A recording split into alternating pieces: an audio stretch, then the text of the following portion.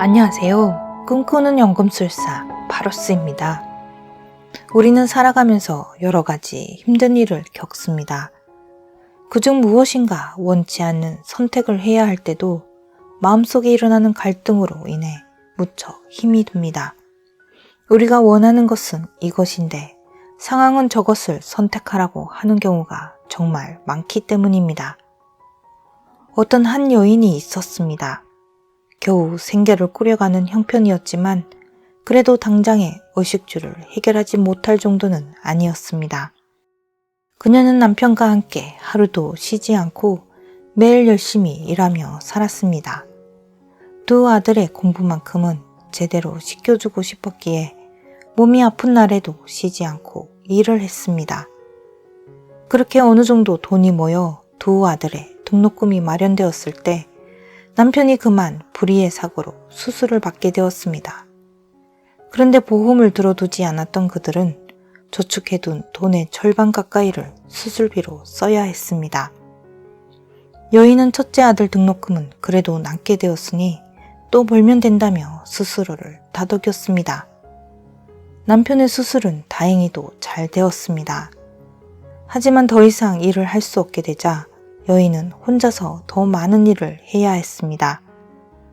제대로 한 번 앉지도 못하고 일을 하는 탓에 허리가 끊어질 것 같고 다리는 매일 퉁퉁 부어올라 밤이면 다리에 경련이 일어나서 그 고통이 이루 말할 수가 없었습니다.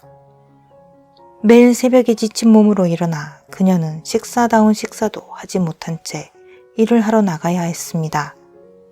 버스에 몸을 싣고 일터로 가는 동안 내가 얼마만큼 버틸 수 있을까 하는 생각이 들 때가 많았습니다. 그때마다 그녀는 앞이 캄캄해지곤 하였습니다. 그런데 얼마 후 그녀의 여동생이 울먹이면서 연락을 해왔습니다. 당장 얼마의 돈이 필요하다는 것입니다. 남편이 힘들어져 지금 당장 고비를 넘겨야 하는데 얼마간의 돈만 융통하면 그 고비를 넘길 수 있다는 것입니다.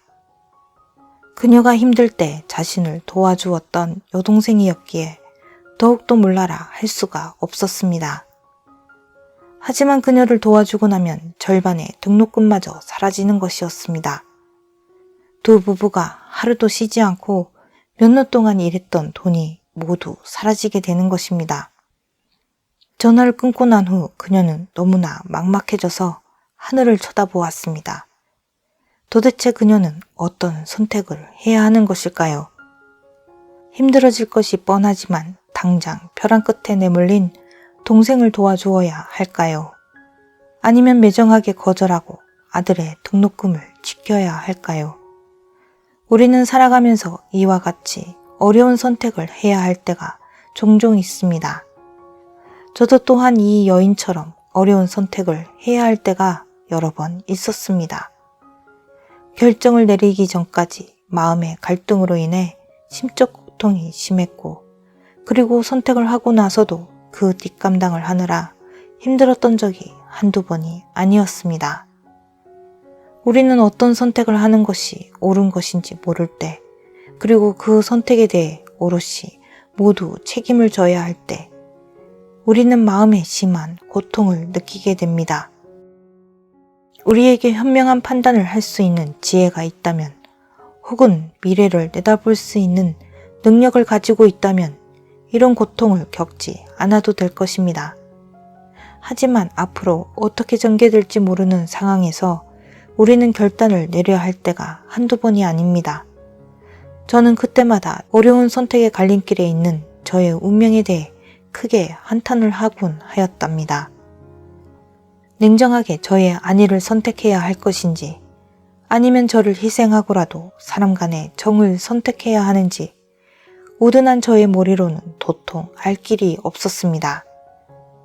그때 이미 많은 공부가 되었다면 인간의 도리도 지키고 저의 안위도 지킬 수 있는 방법이 있다는 것을 알았을 겁니다.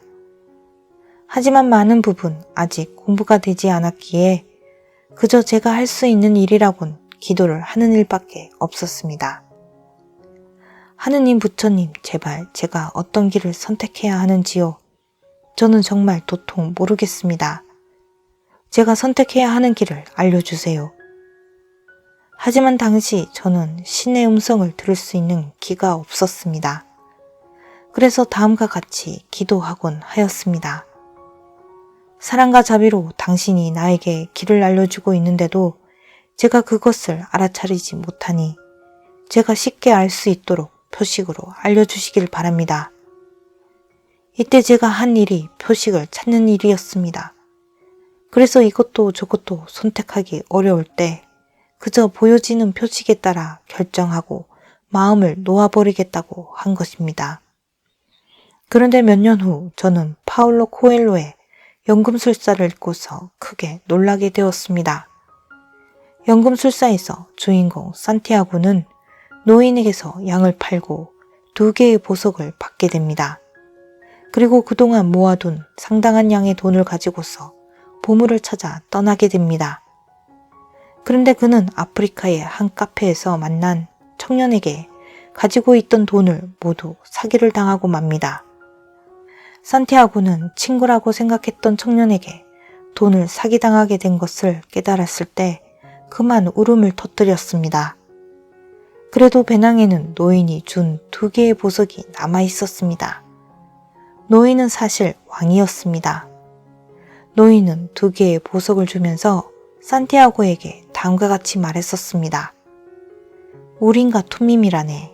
검은 것은 예를 뜻하고 하얀 것은 아니오를 뜻하지. 표지들을 식별하기 어려울 때 도움이 될 것에. 하지만 언제나 분명한 질문이어야 하네. 부득이한 경우가 아니면 자네 스스로 결정을 내리도록 하게. 노인은 신이 알려주는 표지들을 찾을 수 없을 때 2 보석을 사용하여 예와 아니오의 대답으로 찾으라고 한 것입니다. 그리고 질문이 분명해야 한다는 것도, 그리고 부득이한 경우에만 사용해야 한다고 말한 것도 제겐 의미심장하게 다가왔습니다. 지금부터는 연금술사에서 나오는 내용입니다. 그는 다시 보석들을 꺼내어 가만히 쳐다보았다. 노인의 말이 떠올랐다. 무엇인가 간절히 원할 때 온 우주는 자네의 소망을 실현되도록 도와준다네. 산티아고는 이 말의 참뜻을 이해해보려 애썼다. 그는 사람들이 다 돌아가 버린 광장에 돈 한 푼 없이 지켜야 할 양 한 마리 없이 홀로 서 있었다. 그러나 이 2개의 보석은 그가 왕을 만났다는 사실을 증명해주고 있었다. 이 보석들을 앞날을 결정할 때 쓸 수 있다네. 우린가 툰밈이라고 부르지. 산티아고는 보석들을 다시 배낭 속에 집어넣으며 정말 그런지 한번 시험해보고 싶었다. 보석들은 진정 원하는 것을 알려고 할 때만 소용이 되므로 분명한 질문만 해야 한다고 노인은 말했었다. 우선 산티아고는 노인의 보살핌이 아직도 자신에게 미치고 있는지 물었다. 그리고 보석 하나를 꺼냈다. 예를 뜻하는 검은 보석이었다.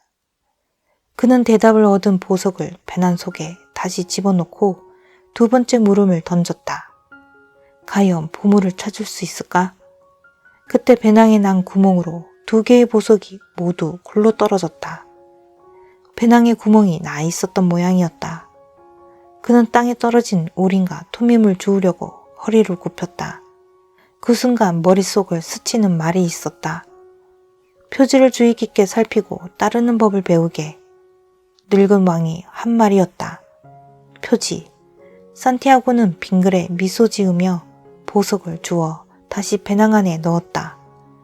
보석들은 원하면 그 구멍으로 다시 빠져나올 수도 있었지만 그는 배낭을 깨맬 생각이 없었다. 자신의 운명에서 벗어나지 않으려면 남에게 물어봐서는 안 되는 일도 있다는 걸 이해했던 것이다. 나 자신의 결정을 따르기로 약속했었지. 그는 스스로에게 확인하듯 말했다. 어쨌든 보석들은 노인의 보살핌이 계속 될 거라고 말해주었고 그의 믿음은 힘을 얻었다. 산티아고는 텅 빈 시장을 다시 한번 바라본 후 조금 전 느꼈던 절망을 털어냈다. 이곳은 더 이상 낯선 곳이 아니었다. 새로운 세계였다. 저는 연금술사의 이 대목을 읽으면서 갈 길을 잃어 헤매일 때 하늘을 향해 저에게 빨간 깃발을, 파란 깃발을 보여주세요 라고 외쳐대던 저 자신을 떠올랐습니다. 그리고 연금술사의 2개의 보석과 같이 검은 돌, 하얀 돌을 준비하여 선택의 기로에 섰을 때 꺼내어 묻게 되곤 하였습니다. 산티아고가 그랬던 것처럼 신이 나를 보살펴 준다고 믿으면서 말입니다. 그렇게 하면서 너무나도 깊이 빠져나올 수 없었을 것만 같았던 절망의 시기를 버텨내며 한 걸음 한 걸음 앞으로 걸어갈 수 있었습니다. 산티아고는 이렇게 깨닫습니다. 이 세상은 도둑에게 가진 것을 몽땅 털린 불행한 피해자의 눈으로도 볼 수 있지만 보물을 찾아 나선 모험가의 눈으로도 볼 수 있다는 사실을 깨닫습니다. 우리의 인생은 산티아고의 말처럼 보물을 찾아 나선 여정과 같습니다. 이 여정 속에 신의 보살핌이 늘 함께함을 놓치지 않는다면, 그리고 찾고자 하는 보물을 분명히 알고 그것을 간절히 원한다면 전 우주는 어떤 방법을 통해서라도 우리를 도와줄 것입니다.